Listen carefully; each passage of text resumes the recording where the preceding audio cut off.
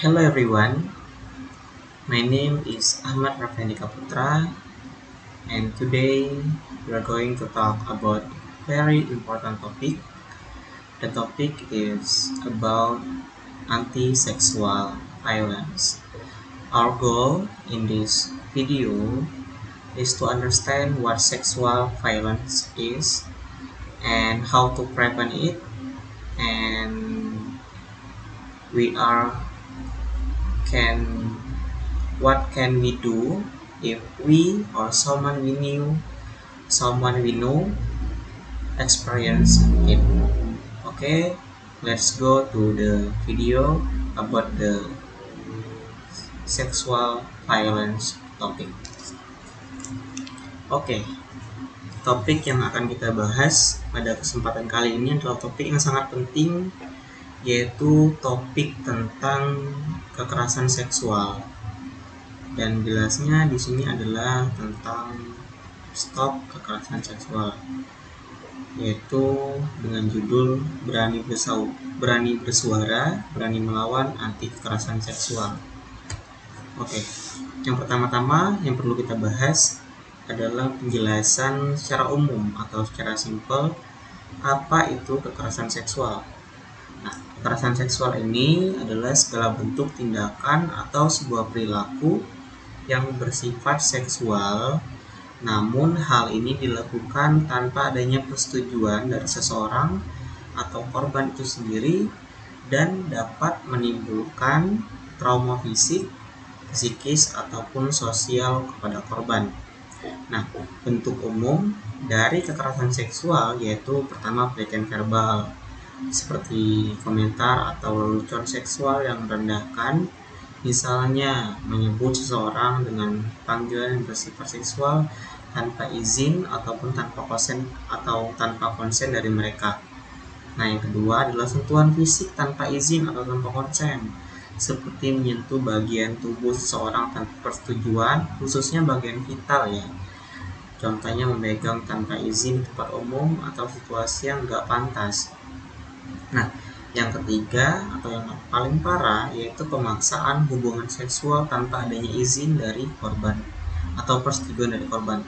Nah, memaksa seorang untuk melakukan aktivitas seksual meskipun mereka menolak atau nggak setuju, itu adalah bentuk umum dari kekerasan seksual. Oke, next. Nah, mengapa sih pembahasan ini penting?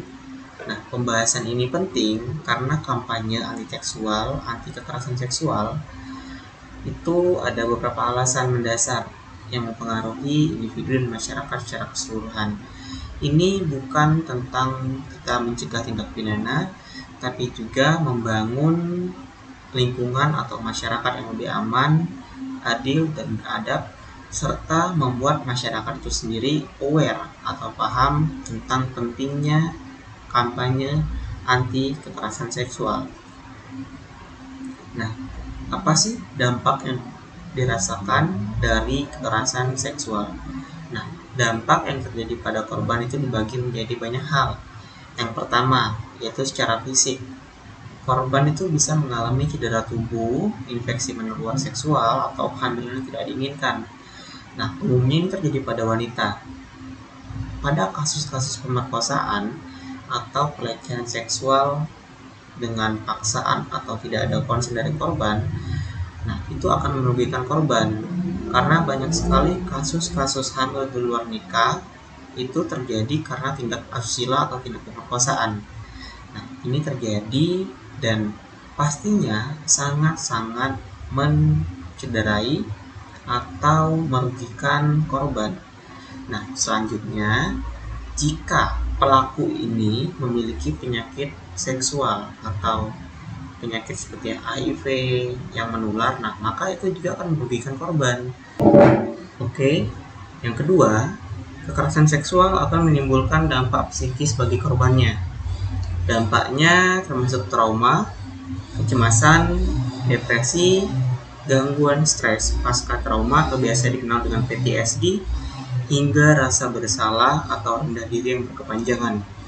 Nah, biasanya korban yang mengalami tindak asusila atau pelecehan seksual akan mengalami trauma.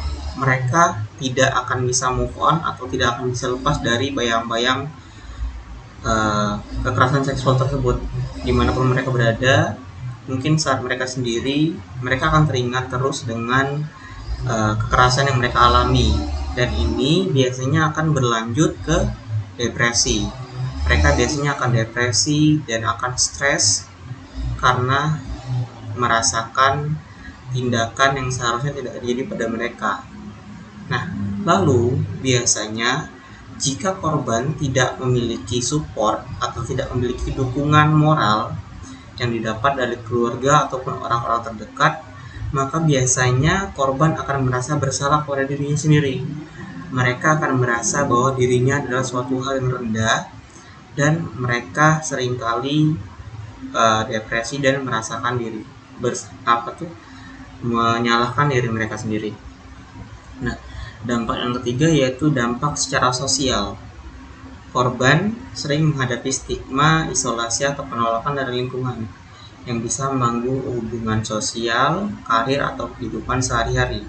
Banyak korban juga merasa sulit mempercayai orang lain atau merasa aman kembali. Nah, sebenarnya dampak ini seharusnya tidak terjadi jika lingkungannya itu adalah lingkungan yang dapat memahami bahwa korban ini adalah orang yang harus didukung, yang harus mendapatkan dukungan moral, yang tidak sepantasnya menghadapi stigma atau penolakan dari lingkungan tersebut. Nah, ini terjadi mungkin karena kurangnya rasa perhatian dari lingkungan tersebut. Nah, lalu dampak ini juga dapat membuat korban sulit untuk mulai kembali percaya kepada orang lain karena mereka takut dirinya tidak dapat diterima dengan pantas oleh orang lain. Oke. Selanjutnya, dampak apa yang terjadi pada lingkungan masyarakat jika terjadi kekerasan seksual? Yang pertama, yaitu normalisasi kekerasan. Jika tidak ditangani dengan serius, kasus seksual kekerasan bisa menciptakan budaya yang menoleransi atau menganggap enteng perilaku tersebut. Nah, ini seperti poin ketiga pada pembahasan kita sebelumnya. Jika kasus-kasus pelecehan seksual ini tidak ditangani dengan serius oleh pihak berwajib, maka para warga sekitar akan menganggap bahwa hal ini adalah suatu yang enteng. Karena kebanyakan kasus di Indonesia itu para korban dan pelakunya malah dinikahkan satu sama lain. Nah, ini akan menyebabkan permasalahan serius bagi korban, karena korban tidak merasa disupport dan lingkungan tadi malah menyalahkan diri mereka, dan malah lingkungan yang seperti ini ditakutkan akan menoleransi atau menganggap jika pelecehan seksual adalah suatu hal yang normal. Nah, yang kedua adalah ketidakpercayaan pada sistem. Nah, ketidakadilan atau kurangnya penegakan hukum terhadap pelaku dapat menurunkan kepercayaan masyarakat terhadap institusi seperti kepolisian atau pengadilan. Yang ketiga yaitu polarisasi sosial. Kasus-kasus ini sering memicu konflik atau perdebatan di masyarakat, terutama jika ada victim blaming, menyalahkan korban dengan berstigma. Ini hampir sama ya poinnya. Jika terjadi hal-hal pelecehan seksual pada lingkungan secara terus-menerus dan ini sudah dianggap sebagai satu hal yang biasa, maka tidak dapat dipungkirin atau tidak dapat terelakkan, mungkin ada sebagian orang yang malah menyalahkan korban. Seperti contohnya, kenapa memakai pakaian tidak tertutup, pakaian terlalu terbuka, dan lain-lain. Nah, ini harus kita hindari karena ini akan berbahaya bagi korban itu sendiri. Nah, apa sih tanda-tanda yang ada pada kekerasan seksual? Yang pertama yaitu sentuhan tanpa izin dengan tujuan seksual. Misalnya pelaku merangkul, memegang tangan, atau menyentuh area fisik korban tanpa adanya persetujuan atau konsen.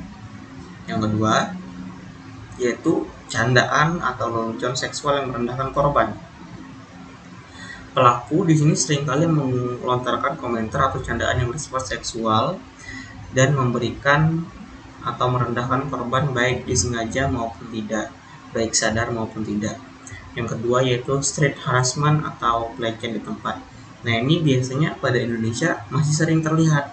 Kadang jika terdapat segerombolan laki-laki dan perempuan pas lagi lewat di situ, maka mereka seringkali bersiul, membangin dengan kata-kata seperti sayang, cantik, atau komentar menggoda yang mengganggu. Nah, ini adalah satu tanda-tanda akan terjadinya kekerasan seksual jika hal-hal ini terus dibiasakan. Dan yang keempat atau yang terakhir yaitu ajakan atau paksaan berhubungan intim. Baik secara langsung maupun tersirat, pelaku memaksa korban melakukan hubungan seksual tanpa persetujuan. Nah, bagaimana sih antisipasi yang baik untuk kekerasan seksual? Yang pertama yaitu hindari tempat-tempat berbahaya atau sepi, pilih jalur yang ramai dan terang. Yang kedua, jangan memberikan kepercayaan penuh pada orang yang baru dikenal, karena kita tidak tahu motif apa orang itu mengenal diri kita.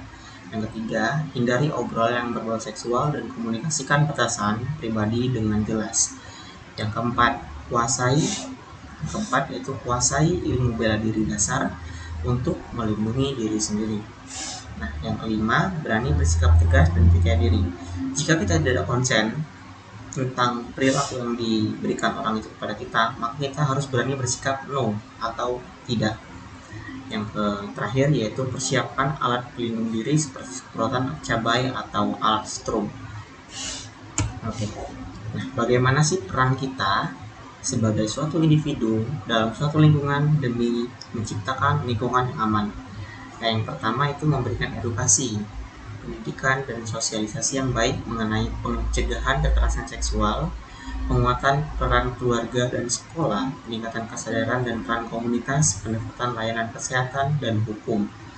Lalu yang kedua, kita harus mendukung korban, karena itu adalah suatu yang sangat penting. Dukungan psikologis dan psikososial, serta dukungan medis, dukungan hukum, dan perlindungan. Ini adalah hal-hal yang penting harus kita lakukan untuk mencapai peran kita di lingkungan yang aman.